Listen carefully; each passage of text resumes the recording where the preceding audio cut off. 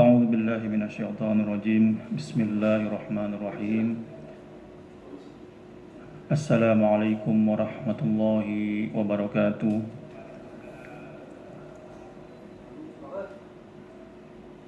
الحمد لله رب العالمين وبه نستعين على أمور الدنيا والدين والصلاة والسلام على أشرف الأنبياء والمرسلين وعلى آله وأصحابه ومن تبعهم بإحسان إلى يوم الدين أما بعد Alhamdulillah, segala puji hanya untuk Allah Subhanahu wa Ta'ala. Salawat serta salam kita sanjungkan kepada baginda Nabi Muhammad sallallahu alaihi wasallam atas berkat syafaat dari Nabi Muhammad kita tercerahkan hingga pada siang hari ini kita dapat kembali bertatap muka untuk mentadabburi at-tafsir al-munir fil aqidati wasyari'ati wal manhaj. Jamaah salat zuhur yang dimuliakan Allah, alhamdulillah pada pekan ini juga seiring dengan pekan pertama pada bulan Zulhijjah, di mana sebagaimana yang kita lihat para calon jemaah haji sudah berdatangan di Mekah, yang awalnya di Madinah juga sedang menuju ke Mekah.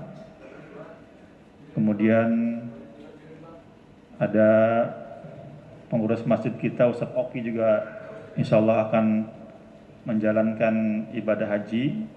Kita doakan semoga diberikan kesehatan sehingga bisa melaksanakan ibadah haji dan mendapatkan haji yang mabrur. Amin ya rabbal alamin. Dan mohon didoakan juga semoga kita bisa mengikuti jejaknya ya, untuk mendapatkan kesempatan beribadah, ibadah haji dan ibadah umrah. Jamaah yang dimuliakan Allah, berkenaan dengan bulan Zulhijjah, pada kesempatan siang ini mari bersama-sama kita mentadabburi surat Al-Hajj. Nah, jadi tema tentang haji itu ada di beberapa surat. Ada di surat Al-Baqarah, wa timul hajja wal umrah. Di surat Al-Fajr juga ada, wal fajri wa layalin ashr, 10 hari di bulan Zulhijjah.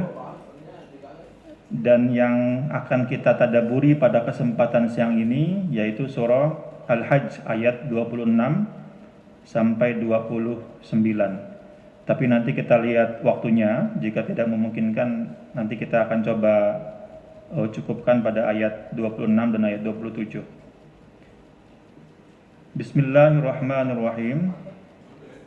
Tafsir ini ditulis oleh Profesor Dr. Wahbah Zuhaili, pengarang dari kitab tafsir Al-Munir, dalam bab ta'yinu makanil baitil harami wal amru bil hajji lillah.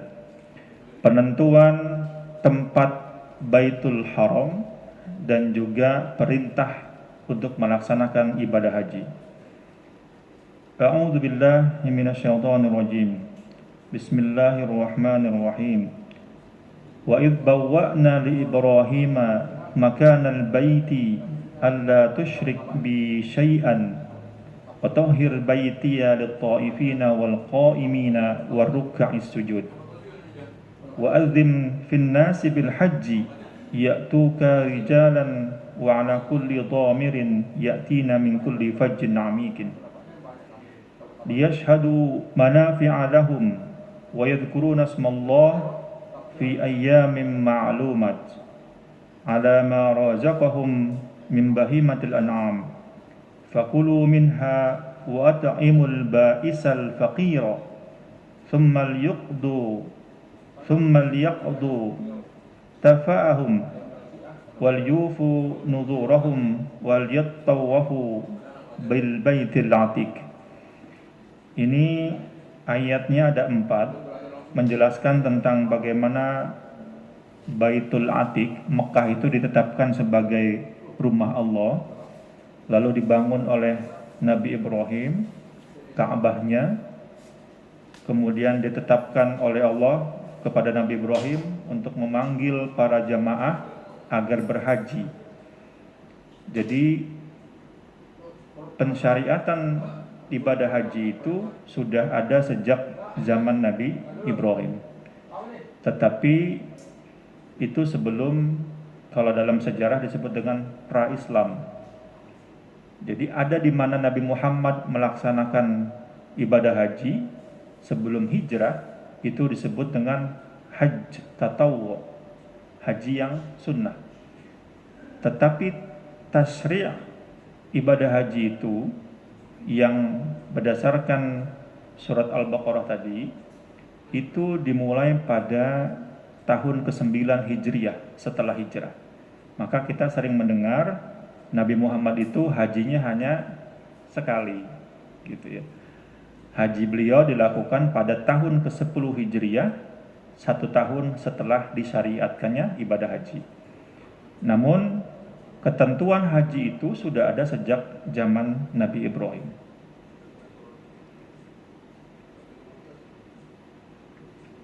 Al-mufradatul lughawiyyah. Wa idh bawwa'na ay wadhkur idh ayyannahu wa bayyannahu. Ada beberapa istilah dalam Al-Quran yang disebutkan dalam surah Al-Hajj tadi yang langsung terkait dengan ketentuan dibangunnya Ka'bah. Untuk memperjelasnya, kita akan coba langsung kepada makna dari setiap kata itu dengan terlebih dahulu mempelajari ma sababun nuzulu hadhil ayat. Apa sebab turunnya ayat yang disebutkan tadi di atas, yaitu tentang haji. Yang pertama, ayat tentang wa ala kulli dhamirin. Menurut Imam Ibnu Jarir, kanu la yarkabuna fa'anzalallahu ya'tuka rijalan wa ala kulli dhamirin fa'amarahum bizzadi wa rakhasa lahum fir rukubi wal muttajir. Dalam perintah ibadah haji ada keterangan tentang ya'tuka rijalan wa ala kulli dhamirin. Jadi ketika diperintahkan ibadah haji, itu niscaya orang itu akan berbondong-bondong melakukan ibadah haji dengan berjalan kaki dan dengan menggunakan unta atau dengan irtikabun, dengan kendaraan. Ada dua pendapat yang kalau kita kategorikan di sini, mana yang lebih utama, ma afdol, mana yang lebih utama, ibadah haji dengan berjalan kaki atau menggunakan kendaraan. Di tafsir Al-Munir ini disebutkan ada dua pendapat. Yang pertama mengatakan yang berjalan kaki itu lebih afdol karena dia menunjukkan kesungguhannya untuk beribadah haji, menunjukkan kesehatan dan juga seluruh fisik, jiwa dan raganya itu hanya untuk ibadah haji. Tapi menurut jumhur ulama, menurut mayoritas para ulama mengatakan penyebutan rijalun yang disebut dalam Al-Quran lebih dulu ketimbang dhamirun itu tidak berarti berjalan kaki lebih utama dibandingkan dengan berkendara. Jadi kalau di dalam bahasa Arab, kalau ada beberapa ketentuan lalu dia disebutkan berurutan, maka urutan pertama itu biasanya lebih afdol. Seperti misalnya, mana yang lebih mulia, ayah atau ibu? Dijawab ibumu selama 3 kali. Itu mengandung keutamaan seorang ibu. Nah, menurut jumhur ulama, ayat yang menyebutkan tentang berjalan kaki dalam ibadah haji dan yang menyebutkan berkendara dalam ibadah haji itu secara letterlek tidak bermaksud untuk membuat yang satu lebih utama dibanding yang lain. Karena keduanya jauh sama-sama memberikan upaya yang terbaik. Bagi yang dekat, yang wilayahnya mungkin ada di Mekah, itu dapat dilakukan berjalan kaki. Bahkan sekarang mungkin berjalan kaki pun dengan suhu di atas 40 derajat sudah kepanasan. Banyak orang juga menggunakan kendaraan, apalagi yang jaraknya harus melewati pulau, melewati benua seperti di kita dari Indonesia ke Jeddah atau ke Madinah, itu pasti menggunakan pesawat terbang.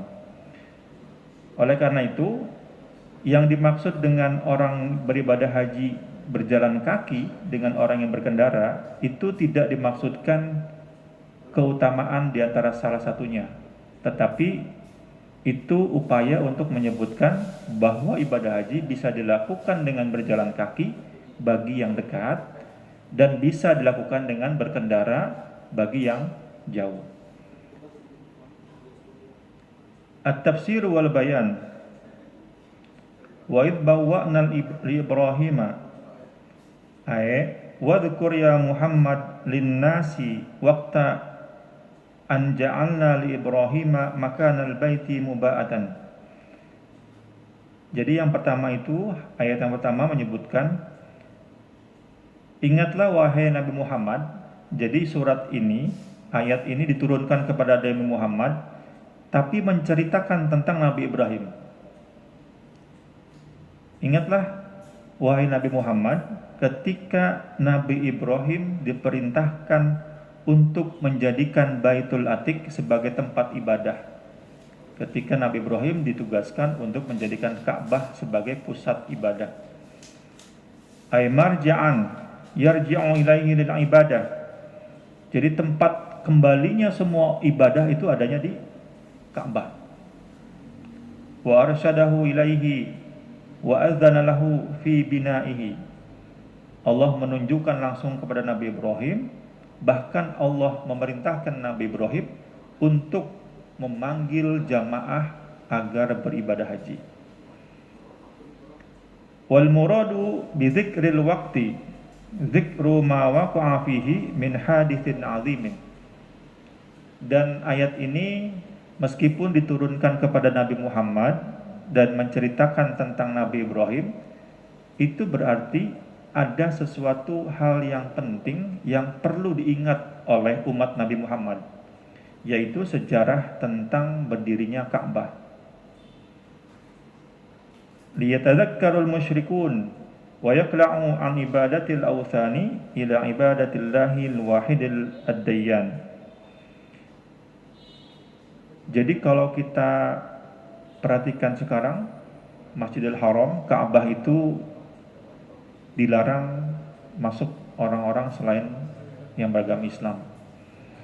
Termasuk beberapa kali kami sempat berkunjung ke sana saat ada renovasi besar-besaran Masjidil Haram, termasuk di Masjid Nabawi.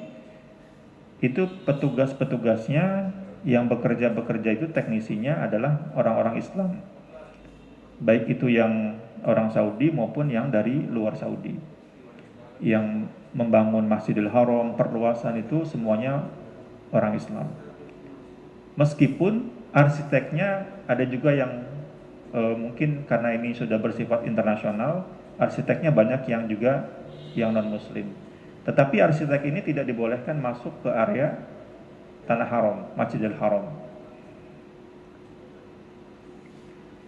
Wa fi hadza taqri'un wa tawbihun liman asyraka billahi fi buqatin usisat min awwali yaumin ala tauhidillah.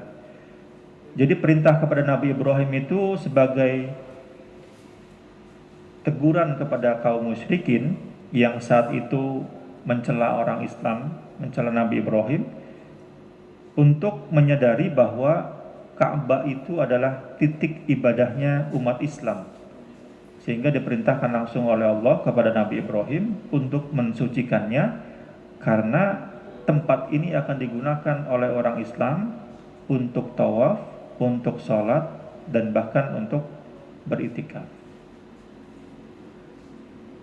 Wa fihi dalilun ala anna Ibrahim alaihi salam huwa awwalu man bana al-bait al-atiq.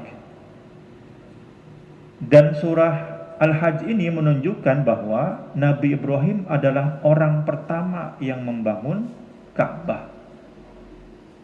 Jadi kalau di Mekah nanti bisa kita lihat ada namanya Maqamu Ibrahim, tanda tapak kakinya Nabi Ibrahim. Itu diabadikan, nanti bisa dilihat kalau ada kesempatan nanti Ustaz Oki nanti. Tapi tidak berdoa di hadapan makomnya. Biasanya ada orang yang berdoa, tetapi yang diinginkan adalah kita melihat makom itu untuk menyaksikan bahwa Ka'bah yang mulia ini didirikan oleh Nabi Ibrahim. Wa annahu lam yabni qablahu ba'da raf'ihi wa tamasa ma'alimihi fi asna'i taufani Nuh alaihi salam. Dan pada saat zaman Nabi Nuh itu terjadi kebanjiran yang dahsyat, sehingga tanda-tanda maupun ma'alim, yaitu bangunan-bangunan yang menunjukkan tentang Ka'bah itu hilang total. Berarti Nabi Ibrahim lah yang pertama kali yang membangun Ka'bah. Kama sabata fi sahihaini, dan ini sudah juga disebutkan dalam sunnah Sahih Bukhari dan Muslim yang diriwayatkan oleh Abu Dzar. Beliau mengatakan, "Ya Rasulullah, ayyu masjidin wudi'a awal?" Ya Rasulullah, mana masjid yang pertama kali didirikan oleh umat Islam? Qala al-Masjidil Haram. Lalu Nabi Muhammad menjawab, yang pertama kali dibangun adalah Masjidil Haram, yaitu Ka'bah.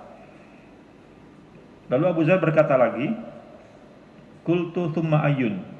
Lalu mana lagi ya Rasulullah? Qala Baitul Muqaddas, Masjid Aqsa. Itu masjid kedua yang dibangun atas perintah Allah. Qultu kam bainahuma.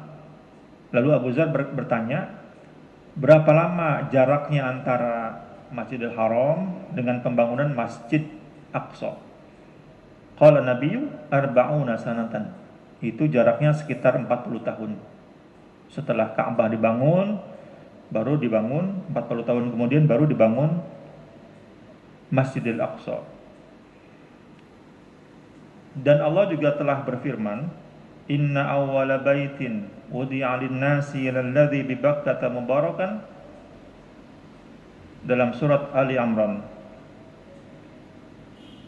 Kemudian pada ayat yang berbunyi alla tusyrik bihi syai'an, alla tusyrik bi syai'an wa tahhir, maksudnya adalah, ya Ibrahim, bangunlah Ka'bah atas namaku, kata Allah.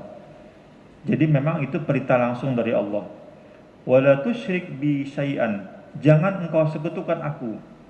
Jangan membangun masjid tetapi berniat untuk mensekutukan aku. Waj'alhu khalisan lihaula'il ladzina ya'budunallaha wahdahu la syarikalah. Dan jadikan Ka'bah itu bersih dari semua yang menghalangi orang untuk menyembah kepadaku. Jadi dulu kalau kita lihat sejarahnya, banyak sekali di situ orang yang menyembah patung, menyembah berhala. Nabi Ibrahim ditugaskan untuk membersihkan kawasan membangun Ka'bah, lalu membersihkannya untuk orang-orang yang sholat, tawaf dan juga beriktikaf. La yaf'alu bi buq'atin minal ardi siwahu. Jangan sampai orang itu beribadah kepadaku di tempat yang lain. Maksudnya ada orang beribadah berhala, ada orang menyembah patung, tetapi maksudnya katanya menyembah kepada Allah. Allah perintahkan langsung bangun Ka'bah ini agar mereka semuanya beribadah di sini, bukan di tempat yang lain. Wal qa'im fi salati awid du'ai lillah. Orang akan sholat di Masjid Al-Haram di depan Ka'bah dan berdoa kepada Allah Subhanahu wa taala. Warraki'us sajidu lillahi ta'ala fiha. Begitu juga orang ruku dan sujud kepada Allah Subhanahu wa taala di Masjidil Haram. Wa qad qurina tawafu bis shalah. Dan kata tawaf itu selalu diiringi dengan kata salat.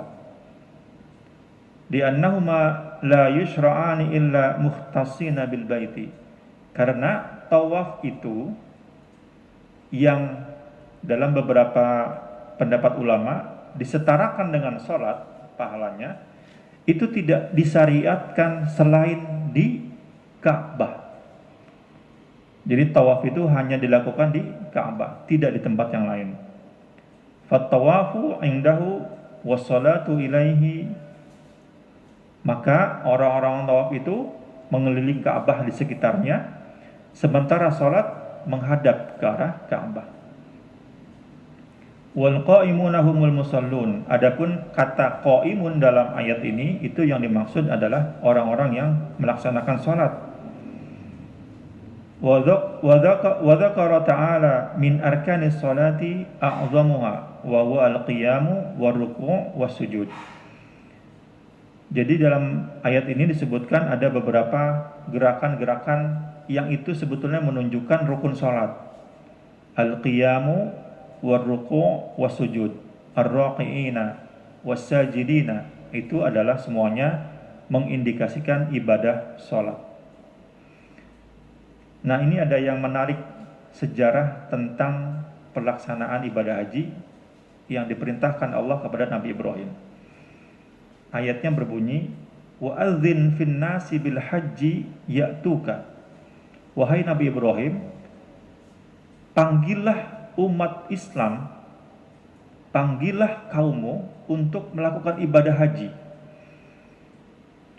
Da'iyan lahum ilal haji ila hadzal baiti. Dan panggillah mereka untuk datang ke Ka'bah ini. Ya'tuka rajilina masyina. Kata Allah, niscaya mereka akan datang ke Ka'bah ini, ada yang berjalan kaki, ada yang mengenai kendaraan. Min kulli tariqin ba'idin. Dan mereka yang datang itu bukan hanya dari Mekah saja, tetapi min kulli tariqin ba'idin, dari segala penjuru dunia. Maka kita lihat sekarang orang yang beribadah haji itu bukan hanya orang-orang yang tinggal di Mekah, bukan hanya orang Saudi, tetapi berbagai macam negara beribadah haji. Wal adzan wa ta'dzin, dan kalimat azin itu sama dengan azan. Artinya pengertiannya adalah mengeraskan suara untuk memanggil orang datang ke Ka'bah. Wal muradu huna an-nida'u fin nasi bi anna Allah qad kataba 'alaihimul haji wa da'ahum ila adaihi. Jadi Nabi Ibrahim kemudian melaksanakan perintah itu dengan cara mengajak atau bersuara keras. Ada dua riwayat. Kalau di tafsir Al-Munir ini disebutkan Nabi Ibrahim naik ke Jabal Gubes. Naik ke Jabal Gubes, lalu berteriak dan memanggil, wahai umat manusia, telah diperintahkan kepadamu untuk beribadah haji. Maka datanglah ke Baitul Atiq. Di beberapa tafsir yang lain, saya menemukan ada yang meriwayatkan Nabi Ibrahim mengulangi atau melakukan panggilan kepada para jamaahnya dengan berdiri di posisi maqam Ibrahim yang sekarang dekat dengan Ka'bah itu. Tapi walaupun berbeda riwayat, dalam histori itu memang diyakini Nabi Ibrahim lah yang memanggil pertama kali untuk syariat ibadah haji. Ruwiya annahu lamma amara Ibrahim alaihi salam bil adhani lil haji qala ya rab wa ma yablughu sauti. Nah, sebelum dia naik ke Jabal Gubes dalam versi tafsir Al-Munir, Nabi Ibrahim berkata kepada Allah, ya Allah, bagaimana mungkin suara saya bisa sampai kepada halayak manusia yang tempatnya berjauhan. Lalu kata Allah, azin wa alayyal iblaq. Kamu panggil saja, nanti saya yang menyampaikan, kata Allah. Ini bahasa Allah. Azin wa alayyal iblaq. Jadi Allah memerintahkan untuk memanggil. Azin itu sekarang ya panggilan sholat itu ya. Artinya umumkan saja dengan kalimat-kalimat yang tadi disebutkan. Nanti Allah yang akan menyampaikan. Ini tidak secara letterlock menyampaikan, Allah yang menyampaikan ke setiap orang ya, bahwa ayo haji enggak. Tetapi dalam tafsir ini disebut inilah mukjizat perintah Allah kepada Nabi Ibrahim, yaitu suara Nabi Ibrahim itu terdengar ke seluruh antero penjuru dunia, sampai kepada anak-anak yang masih di rahim ibunya. Maka disebut dengan mukjizatun. Ini kalau pakai logika mungkin kita sulit memahaminya. Tetapi di tafsir ini disebutkan mukjizatun. Itulah keistimewaannya perintah Allah yang diberikan kepada Nabi Ibrahim.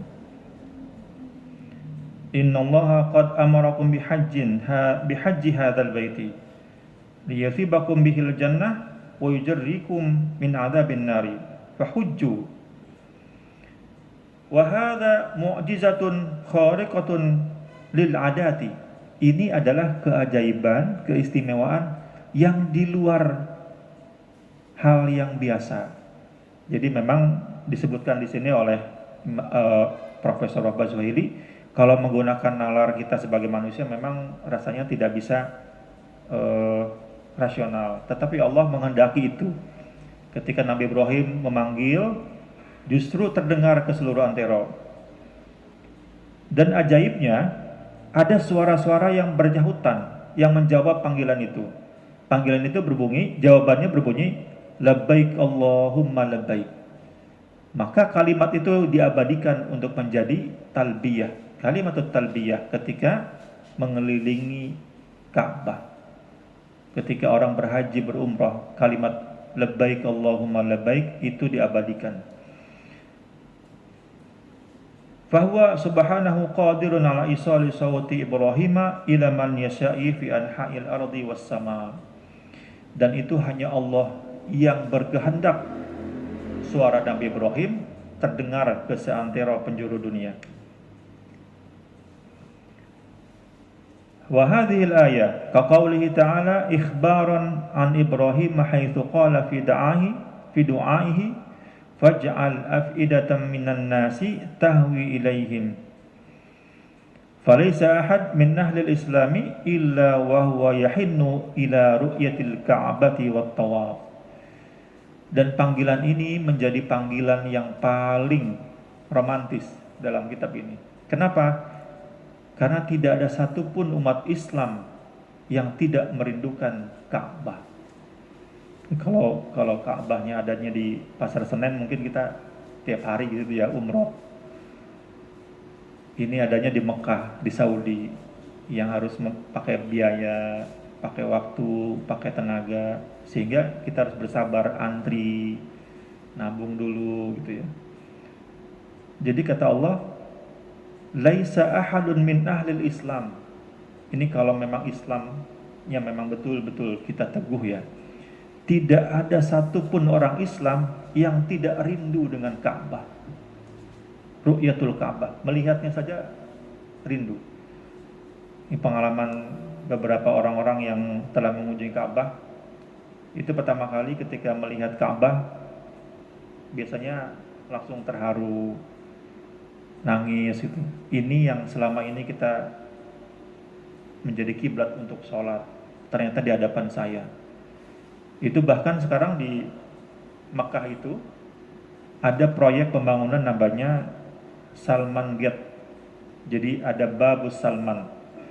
Kalau yang sekarang kan yang lagi viral ini Zamzam Tower ya, yang bangunannya langsung menghadap ke Ka'bah.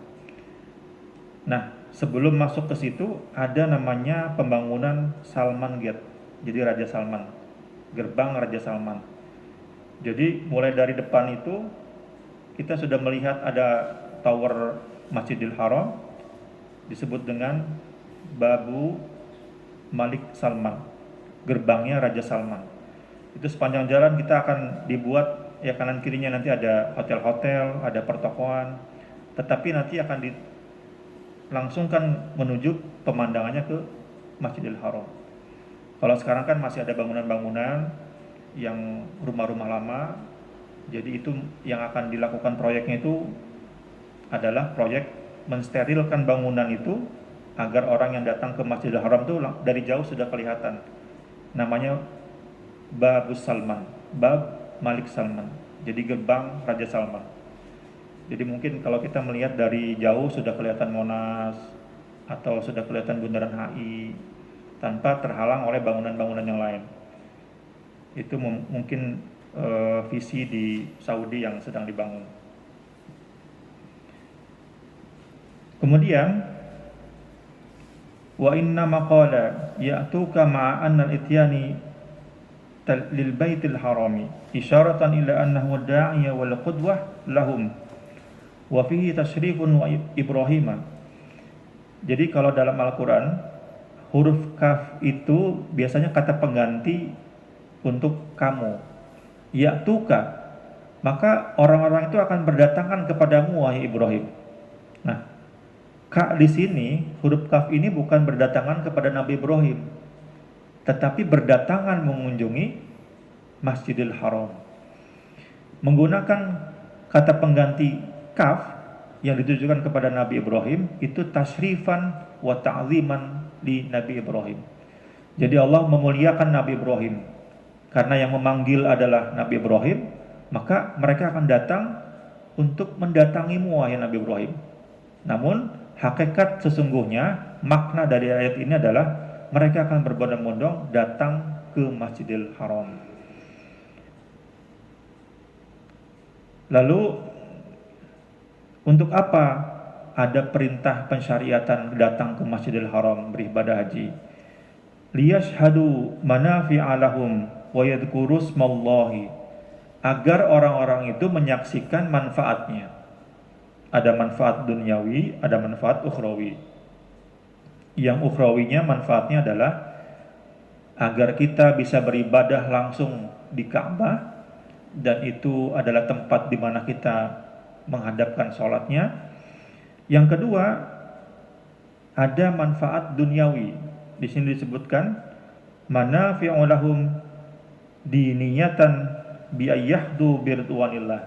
Kalau yang ukhrawinya kita bisa mendapatkan ampunan dari Allah sehingga kita bisa dimudahkan untuk beribadah kembali, dimasukkan ke dalam surga Allah dan dihindari dari api neraka. Wa amma dunyawiyatan bima yusibuna min manafi'il badani wa dzabaihi wa tijarat. Adapun manfaat secara duniawi yang kasat mata itu antara lain adanya pertumbuhan ekonomi. Kalau sekarang kita sebut pertumbuhan ekonomi. Dalam kitab ini disebutnya ada perdagangan di situ. Jadi kalau dulu orang haji itu memang sambil berdagang. Dari beberapa negara mereka datang untuk berdagang. Tapi dengan berkembangnya zaman, rasa-rasanya sekarang jamaah Indonesia yang akan berhaji itu dilarang untuk berbisnis ya, dilarang untuk bekerja. Kalau dulu memang untuk tijaratan, makanya ada doa tijaratan lan tabura. Allahumma ja'alna hajjan mabruran wa sa'yan maskuran wa zanban maghfuran wa tijaratan lan tabura. Jadikan hajinya mabrur, perjalanannya juga penuh dengan kesyukuran, kemudian diampuni oleh Allah dan perdagangannya dilancarkan. Nah, yang sekarang dengan perkembangan zaman mungkin yang tijaratan itu tidak bisa dilakukan lagi atau paling tidak dibatasi. Tidak serta-merta orang yang jamaah haji itu bisa langsung bawa barang-barang untuk dijual. Karena kalau jamaah haji kita ada beberapa yang suka bawa rokok misalnya. dibawa ke sana, dijual gitu. Ini kalau kelihatan biasanya di X-ray, nanti disuruh dikeluarin. Ada batas-batas maksimal yang itu diperbolehkan untuk kebutuhan pribadi saja. Tapi kalau untuk jual beli, sudah ada ketentuannya, tidak boleh melebihi batas-batas tertentu. Demikian juga kan air zam-zam juga kan nggak boleh kita bawa berlebihan yang dari Saudi. Itu dia, tidak diperkenankan lagi untuk berdagang. Tetapi sekarang fokus untuk beribadah kepada Allah Subhanahu wa taala.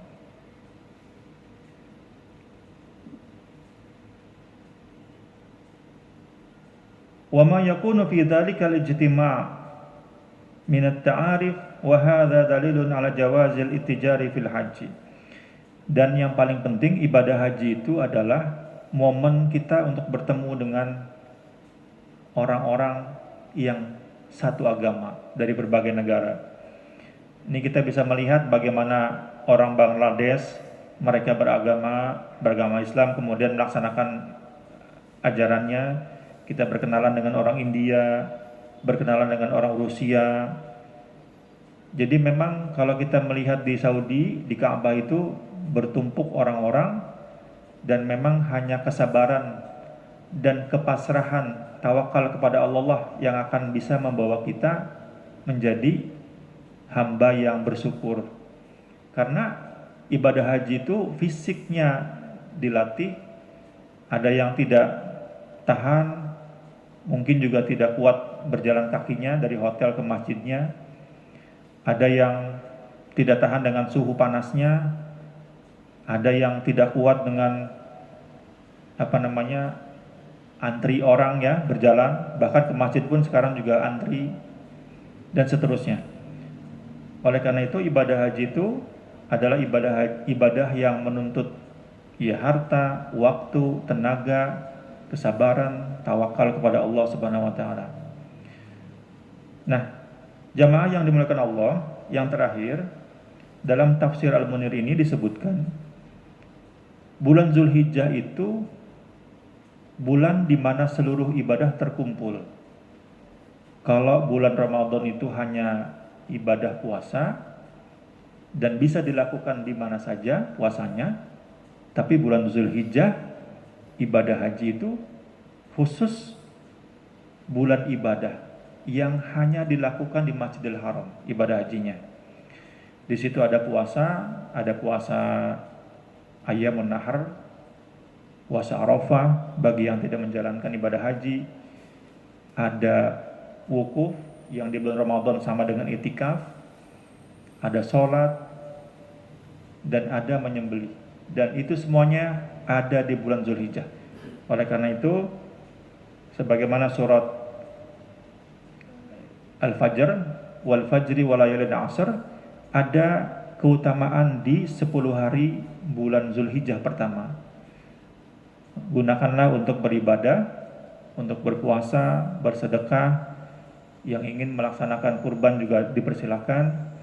Semoga Allah Subhanahu wa taala mengabulkan amal ibadah kita di 10 hari pertama bulan Zulhijjah ini, dan kita mendoakan semoga saudara-saudara kita yang melaksanakan ibadah haji diberikan kesehatan, diberikan ibadah yang lancar dan selesai dengan haji yang mabrur. Kemudian kita juga dijadikan hamba Allah yang pantas untuk datang ke Masjidil Haram, Masjid Nabawi untuk beribadah haji dan umrah. Amin ya rabbal alamin.